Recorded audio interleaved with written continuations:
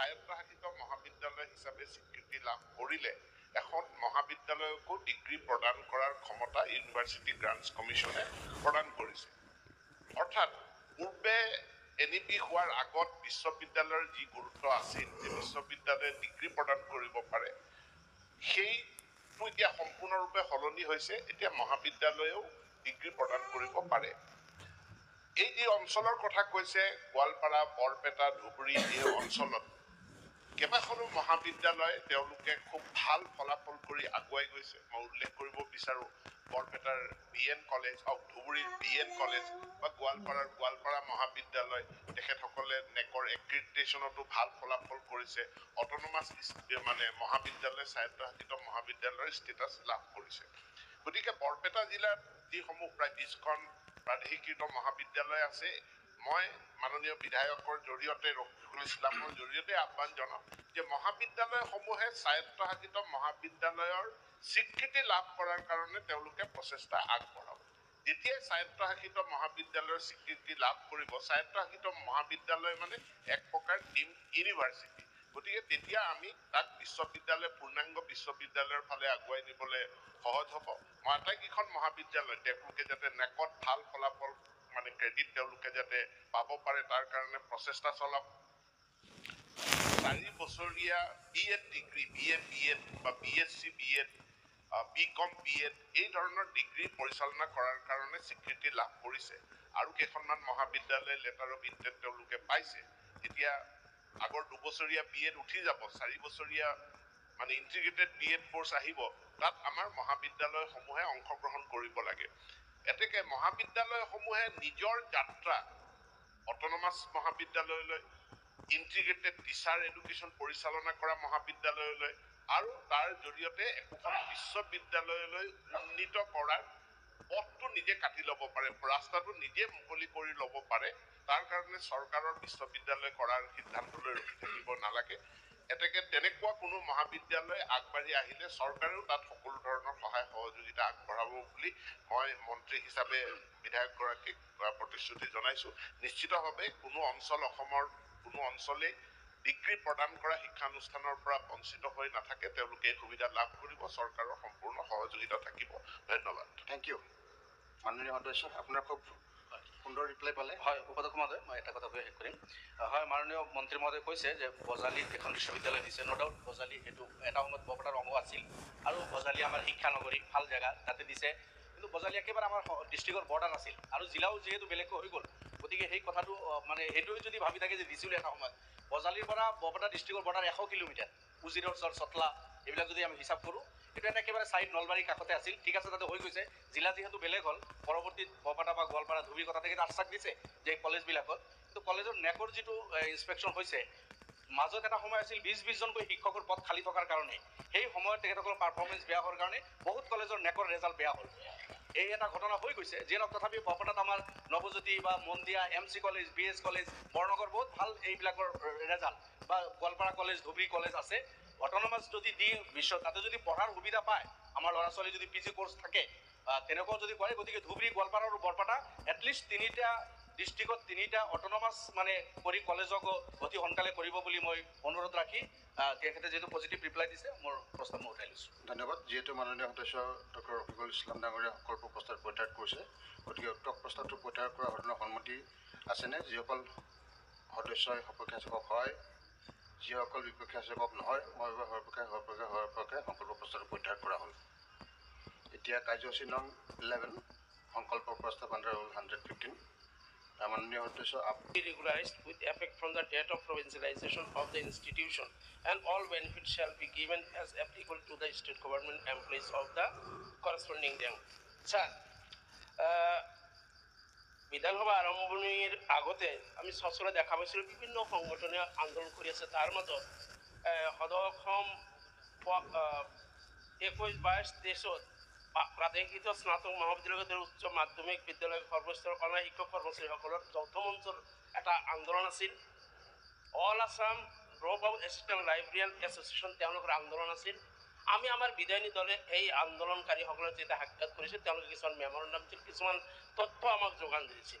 যেনেকুৱাকৈ আপোনাৰ অপ্ৰাদেশিত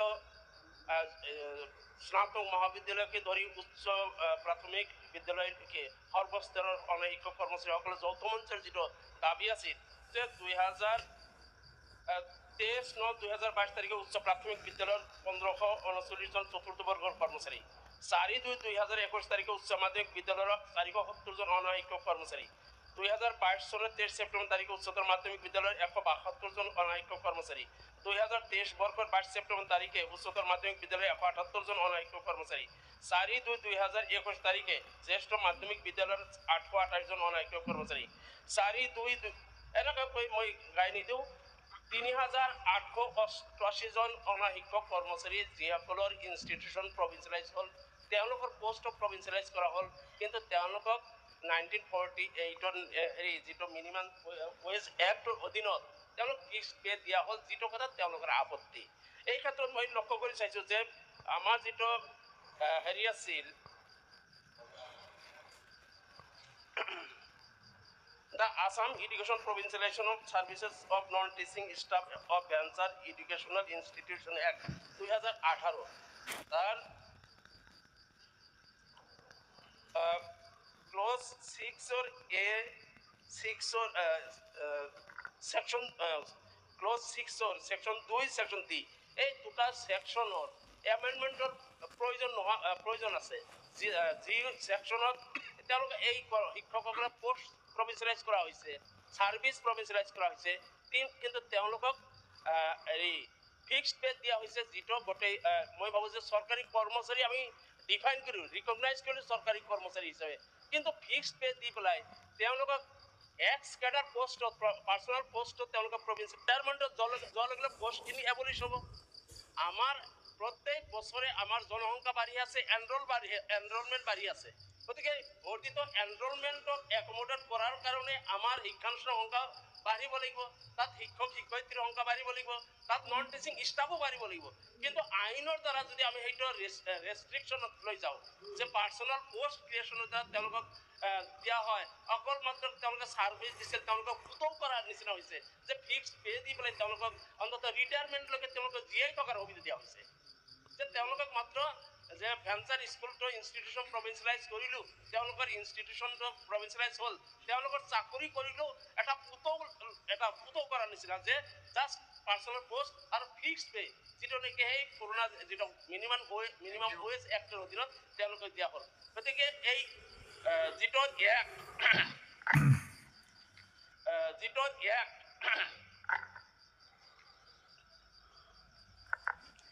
The Assam Education Provincial of Services of Non-Teaching Staff of Venture Education Institution Act 2018 তাৰ amendment বিচাৰিছোঁ clause 6 or section 2 section 3 ইয়াৰ amendment কৰি পেলাই ইয়াতে এই পোষ্টবিলাক কেডাৰ পোষ্টৰ ব্যৱস্থা কৰা হওক আৰু তেওঁলোকৰ যিটো ৰেংক অনুযায়ী যিটো চেলাৰী অন্যান্য গভৰ্ণমেণ্ট এমপ্লয়িজ যিটো চেলাৰী পায় সেই চেলাৰী ব্যৱস্থা কৰা হওক, তেওঁলোকে পেঞ্চন যিটো পেঞ্চনৰ ব্যৱস্থা আছে পেঞ্চন ব্যৱস্থা কৰক, আৰু কিছুমান এনেকুৱা এমপ্লয়ি নন টিচিং ষ্টাফে ঠিক প্ৰভিঞ্চিয়েলাইজেশ্যনৰ সময়ত তেওঁলোকে আইদাৰ ৰিটায়াৰ্ড কৰিছে নহ'লে সেইদিনাখনো মৰিছে, কিন্তু তেওঁলোকে এই এক্ট অনুযায়ী তেওঁলোকে কোনো বেনিফিট নাপায়।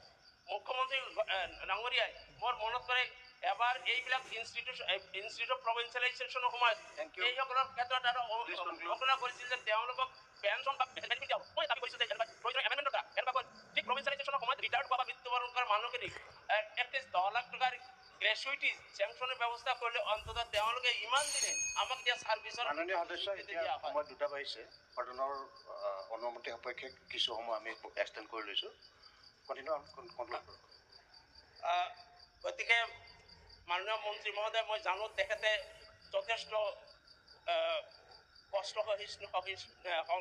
সহনশীল ব্যক্তি, তেখেতে মন্ত্ৰী হোৱাৰ আগতে তেখেতেও এটা দীঘলীয়া সংগ্ৰামী জীৱনৰ পৰা আহিছে আৰু এনেকুৱা এটা বিভাগত আছে যে তেখেতে আটাইতকৈ বেছি সংগ্ৰাম ফেচ কৰিব লগা হৈছে নেকি, যে আটাইতকৈ বেছি তেওঁৰ বিভাগতে বিভিন্ন স্তৰৰ মানুহবিলাক সংগ্ৰাম তেখেতে ফেচ কৰি আহিছে। অন্যান্য ইছ্যু আছে, মই মাত্ৰ এটা ইছ্যুহে আনিছোঁ যে হায়েষ্ট ইছ্যু থকা ডিপাৰ্টমেণ্ট এডুকেশ্যন ডিপাৰ্টমেণ্ট, এই মানুহখিনিৰ ক্ষেত্ৰত ন্যায় কৰাৰ কাৰণে এই যিটো আইনৰ প্ৰয়োজনীয় সংশোধন ঘটাই যিটো মই ৰেজলিউশ্যন আনিছোঁ, মই নাজানো, মই হয়তো এইটো বিশ্বাস কৰোঁ যে চৰকাৰে এই ৰেজলিউশ্যন গ্ৰহণ নকৰিব, তথাপিতো এই দাবী উত্থাপন কৰিছোঁ। এইকাৰণে যে চৰকাৰে দৃষ্টিগোচৰ হওক, চৰকাৰে আইনৰ সদনৰ সদস্য বিধায়ক শ্ৰী আব্দুল ৰচিদ মণ্ডল ডাঙৰীয়াই যি সংকল্প প্ৰস্তাৱ আনিছে তাৰ সমৰ্থনত মই দুষাৰমান ক'ব বিচাৰিছোঁ। মাননীয় উপাধ্যক্ষ মহোদয়, এখন শিক্ষানুষ্ঠানৰ বাবে শিক্ষক শিক্ষয়িত্ৰীৰ লগতে সমান গুৰুত্ব পায় শিক্ষানুষ্ঠানৰ কৰ্মচাৰীসকলে। আমি সকলোৱে জানো যে এখন শিক্ষানুষ্ঠানৰ কাৰণে শিক্ষক শিক্ষয়িত্ৰীসকলে যদি ভালদৰে ল'ৰা ছোৱালীক নপঢ়ায়, তেতিয়া সেইখন শিক্ষানুষ্ঠানৰ ল'ৰা ছোৱালী কেতিয়াও ভাল নহয়। সেই একেধৰণে যেই চৰকাৰী কৰ্মচাৰী আছে, কেৰাণী আছে, চকীদাৰ আছে, তেখেতসকলে যদি ভালদৰে কাম নকৰে, তেতিয়া সেই স্কুলখনৰ কেতিয়াও পৰিচালনা কমিটিৰ উন্নতি নহয় বা স্কুলখনৰ উন্নতি নহয়। আমি সকলোৱে জানো অধ্যক্ষ মহোদয় যে যি ধৰণে শিক্ষক শিক্ষয়িত্ৰীসকলক সমান মৰ্যাদা দিয়া হৈছে, সেই একেধৰণে সদনে আমাৰ কৰ্মচাৰীসকলকো সমান মৰ্যাদা দিব বুলি চিন্তা কৰিবলৈ মই আশা ৰাখিলোঁ। মাননীয় উপাধ্যক্ষ মহোদয়, আমি জানো যে এখন ভাৰতীয় নাগৰিক হিচাপে সমান কামৰ বাবে সমান অধিকাৰ পোৱাটো প্ৰত্যেকজন নাগৰিকৰ মৌলিক অধিকাৰ। গতিকে তেনেস্থলত যিবোৰ কৰ্মচাৰী আছে, তেখেতসকলে অপ্ৰাদেশিকৃত শিক্ষানুষ্ঠানৰ কৰ্মচাৰীসকলে যেতিয়া এখন স্কুল প্ৰাদেশিকৰণ হয়, তেতিয়াৰ পৰা তেখেতসকলে এই চাকৰিবোৰ নোপোৱাৰ কাৰণে যিধৰণে বঞ্চিত হয়, সেইটোৰ ওপৰত আমাৰ মন্ত্ৰী ডাঙৰীয়া অলপ চাব লাগে। কাৰণ এবাৰ এই চাকৰিয়ালসকলে বেতনত বহুত কৰ্মচাৰীয়ে এতিয়ালৈকে খাটি আছে। তাৰপিছতো এনেকুৱা হৈছে যে তেওঁলোকৰ নতুন কোনো চাকৰিৰ কাৰণে এপ্লাই কৰিবলৈ বয়স নাই। গতিকে মই মাননীয় মন্ত্ৰী ডাঙৰীয়া এইটোৰ ওপৰত ক'ব বিচাৰিছোঁ যে 2021 চনৰ 5 ফেব্ৰুৱাৰীৰ পৰা আগৰ আইনখন মতে তেওঁলোকে ফিক্স পেড চাকৰি কৰি আছে। টোটেল ছাৰ কলেজ আছে 297, হায়াৰ ছেকেণ্ডেৰী স্কুল 172, হাইস্কুল 1281। নিজৰ ঘৰত কোনো যদি বেমাৰ থাকে, বেমাৰীৰ কথা চিন্তা কৰিব নোৱাৰে। নিজৰ ঘৰত ৰোগী থাকিলে ৰোগীৰ কথা চিন্তা কৰিব নোৱাৰে। নিজৰ ল'ৰা ছোৱালীৰ ভৱিষ্যতৰ কথা চিন্তা কৰিব নোৱাৰে। আমি এনেকুৱাও দেখিছোঁ যে বহু বছৰ ধৰি এই বিনা বেতনত বহুত কৰ্মচাৰীয়ে এতিয়ালৈকে খাটি আছে। তাৰপিছতো এনেকুৱা হৈছে যে তেওঁলোকৰ নতুন কোনো চাকৰিৰ কাৰণে এপ্লাই কৰিবলৈ বয়স নাই। গতিকে মই মাননীয় মন্ত্ৰী ডাঙৰীয়া এইটোৰ ওপৰত বিবেচনা কৰিবলৈ অনুৰোধ জনালোঁ। Honourable member Aminul Islam senior, 1 মিনিটত ক'ব কথাখিনি কি ক'ব আছে। উপাধ্যক্ষ মহোদয়, কৰিব নালাগে। এই বিষয়টো যিটো নন টিচিং ষ্টাফৰ কথাটো ইয়াত অনা হৈছে আৰু 2013 চনত যিবিলাক প্ৰাদেশিকৰণ হৈছিল, সেই শিক্ষকসকলে যেতিয়া আইনমতে তেওঁলোকে ৰেগুলাৰ পে'মেণ্টটো পাই আছে আৰু নন টিচিং ষ্টাফেও তেওঁলোকে ৰেগুলাৰাইজ কৰা হৈছে তেওঁলোকৰ চাকৰি। কিন্তু 2018 চনৰ এক্টৰ পিছত যিখিনি টিচিং ষ্টাফ তেওঁলোকক অধিকাংশ টিউটৰ কৰি দিয়া হ'ল আৰু নন টিচিং ষ্টাফক তেওঁলোকক এটা ফিক্স যিটো কোৱালিফিকেশ্যন তেওঁলোকৰ ক্ৰাইটেৰিয়া সম্পূৰ্ণ ঠিকে আছে, কিন্তু তেওঁলোকক অন্যান্য বিভাগৰ কৰ্মচাৰীৰ সমান তেওঁলোকক মৰ্যাদাটো দিয়া হোৱা নাই। এই ক্ষেত্ৰত আমি গম পাইছিলোঁ কালিও যে আমাৰ শিক্ষামন্ত্ৰী মহোদয়ে এইবাৰ আকৌ কিবা এমেণ্ডমেণ্ট আনিব বুলি কৈছিলে। আমিও বহুদিন ধৰি এইটো অপেক্ষা কৰি আছিলোঁ। টিউটৰ বনাই ৰখা হৈছে আৰু নন টিচিং ষ্টাফে বহুতে কিন্তু এতিয়ালৈকে এই আইনৰ আওতাত পৰা নাই। কিন্তু দুৰ্ভাগ্যৰ কথাটো হ'ল 2013ত যিবিলাক প্ৰভিঞ্চিয়েলত হৈছিল আৰু 2021ত হৈছিল, একেই ক্ৰাইটেৰিয়া, একে কেটেগৰী আছিল, এনচাৰ একে সমস্যাই কৰা, তেওঁলোক একে নিয়মত ৰিকগনাইজ হোৱা, তেওঁলোকৰ কোৱালিফিকেশ্যন গোটেইখিনি ষ্টেট। কিন্তু তেওঁলোক হৈ গ'ল ৰেগুলাৰ, তেওঁলোক হৈ গ'ল টিউটৰ আৰু তেওঁলোক হৈ গ'ল ৰেগুলাৰ যিখিনি নন টিচিং ষ্টাফ আৰু বাকী পিছৰখিনি নহ'ল। এই কথাটো কিন্তু বহুত তেওঁলোকে ঘূৰি থাকে, বিভিন্নজনক কয়, আন্দোলন কৰি থাকে। কিন্তু এই যে বৈষম্যটো হৈ গ'ল, এইটো আমি ভাবোঁ যে যদি শিক্ষামন্ত্ৰী মহোদয়ে কৈছে যে এইবাৰ এমেণ্ডমেণ্টটো আনিব, এইবাৰ যদি এমেণ্ডমেণ্ট আনি এই সমস্যাটো চিৰতৰে সমাধান কৰি দিওঁ, ইয়াৰ পিছত যাতে অসম বিধানসভাৰ মজিয়াত এই বিষয়টো আৰু উত্থাপন কৰিব লগা নহয়, এই কথাটো মই ভাবোঁ যে অধ্যক্ষ মহোদয়, আমাৰ ৰচিদ মণ্ডল ডাঙৰীয়াৰ প্ৰস্তাৱটোক মই সমৰ্থন জনাই ক'ব বিচাৰিছোঁ যে 2021 চনৰ 5 ফেব্ৰুৱাৰীৰ পৰা আগৰ আইনখন মতে তেওঁলোকে ফিক্স পেড চাকৰি কৰি আছে। টোটেল ছাৰ কলেজ আছে 297, হায়াৰ ছেকেণ্ডেৰী স্কুল 172, হাইস্কুল 1281 আৰু ME আৰু MP স্কুল 1539, টোটেল ছাৰ 3271জন মানুহে চাকৰি কৰি আছে আৰু তেওঁলোকৰ দৰমহাটো ছাৰ কেনেকৈ পাই আছে LDA-বিলাকে পাই আছে ছাৰ 10,000 UDA-বিলাকে পাই আছে ছাৰ 12,400 আৰু 4th গ্ৰেডে পাই আছে 8,700 টকা এতিয়া কথাটো হ'ল ছাৰ আমাৰ এটাই কথা যে আমাৰ মণ্ডলৰ হেৰিটোত আমাৰ শিক্ষামন্ত্ৰী মহোদয় আছে এমেণ্ডমেণ্ট আনিব বুলি কৈছে তেওঁলোকে এডুকেশ্যনৰ আনিব ইয়াক লৈ যাব আপুনি থাকোঁতে নেগলেক্টেড হ'ব এতিয়া জ্যেষ্ঠ নাগৰিক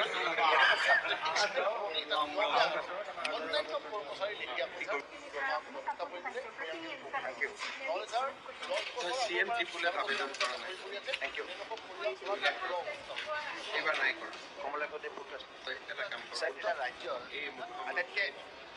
আটাইতকৈ ইম্পৰ্টেণ্ট ডিপাৰ্টমেণ্ট হৈছে এডুকেশ্যন ডিপাৰ্টমেণ্ট আৰু ছাৰ খালি ডেভেলপমেণ্ট মিনছ ৰাস্তা ঘাট নহয় এডুকেশ্যন চিষ্টেমটোৰ ওপৰত ডেভেলপমেণ্ট বেছ কৰে আৰু আমাৰ মানসিকতাটো কেনেকুৱা এডুকেশ্যনৰ ওপৰত বেছ কৰে এইটো কাৰণে ইতিমধ্যে আমি দেখা পালোঁ যে আমাৰ ৰাজ্যৰ এডুকেশ্যন চিষ্টেমত আমূল এটা পৰিৱৰ্তন হৈছে আৰু ইতিমধ্যে আমি দেখা পালোঁ আমি ধন্যবাদ জনাইছোঁ অসম কেবিনেটত যে সাব কমিটি বনোৱা হৈছে আৰু কিছুমান সিদ্ধান্ত লোৱা হ'ব আৰু বিলটো অনা হ'ব নিশ্চয় পজিটিভ কিছুমান কথা থাকিব আৰু মই এটা বস্তুৱে ক'ব বিচাৰিছিলোঁ যে আজি শিক্ষা সেতু আদি কৰি বহুতখিনি সিদ্ধান্ত লোৱা হৈছে আজি টিউটৰৰ চেলাৰীৰ সমস্যা এটা আছে এই যিখিনি সৰু সুৰা সমস্যা মই ভাবোঁ যে এই যে সাব কমিটি বনোৱা হৈছে তাৰ যোগেদি আমাৰ এই যিখিনি সমস্যা আছে এই সমস্যাখিনি সমাধান হ'ব আৰু আগন্তুক দিন আমাৰ এই এডুকেশ্যন চিষ্টেমটো আৰু আগবাঢ়ি যাব আৰু আমাৰ ভাৰতবৰ্ষৰ বুকত এটা স্থান ল'ব বুলি মই আশা ব্যক্ত কৰিছোঁ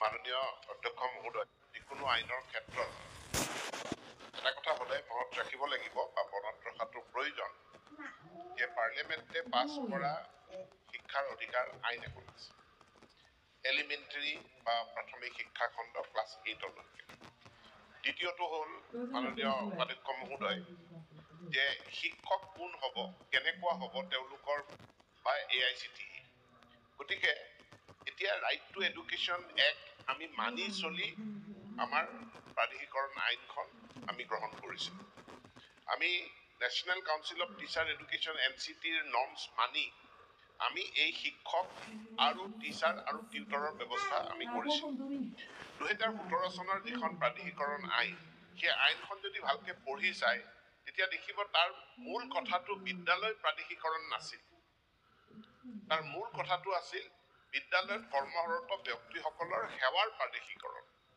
কিন্তু তাত এই ব্যৱস্থাও আছিল যে ক'ৰবাত যদি প্ৰয়োজন হয় বিদ্যালয়ৰ যদি আন্তঃগাঁথনি ভাল বিদ্যালয়ত যদি যথেষ্ট সংখ্যক ছাত্ৰ ছাত্ৰী আছে তেনেহ'লে তাক সেল্ফ বেছ স্কুল হিচাপে কৰাৰ ব্যৱস্থা আইনখনত আছিল কিন্তু প্ৰাধিকৰণ কৰাৰ দিনাখনেই যে কিমান বিদ্যালয় সেল্ফ বেছ হ'ব আৰু কিমান বিদ্যালয় তেওঁলোকে বেলেগ বিদ্যালয়ত চামিল হ'ব সেই সংখ্যাটো নিৰূপিত হৈ থকা নাছিল যোৱা বছৰ কেইটাত আমি দীঘলীয়া এক্সাৰচাইজ কৰি আমি এটা পৰিসমাপ্তিলৈ আহিছোঁ যে আমাৰ ইমানখন বিদ্যালয় এটা সেল্ফ বেছ হিচাপে বিদ্যালয়সমূহ থাকি যাব আৰু বাকী বিদ্যালয়সমূহ অন্য বিদ্যালয়ৰ লগত চামিল হ'ব এতিয়া পদসমূহ ৰিটেনশ্যনৰ প্ৰয়োজন হ'ব নহয় পদসমূহ পাৰ্চনেল পোষ্ট হিচাপে তাৰ ৰিটায়াৰমেণ্টৰ লগে লগে সমাপ্তি ঘটিব নে সেই পদসমূহক এটা স্থায়ী ৰিটেনশ্যন দি তাক কেৰি ফৰৱাৰ্ড কৰা হ'ব বা সেই তাত যেতিয়া এজন ব্যক্তি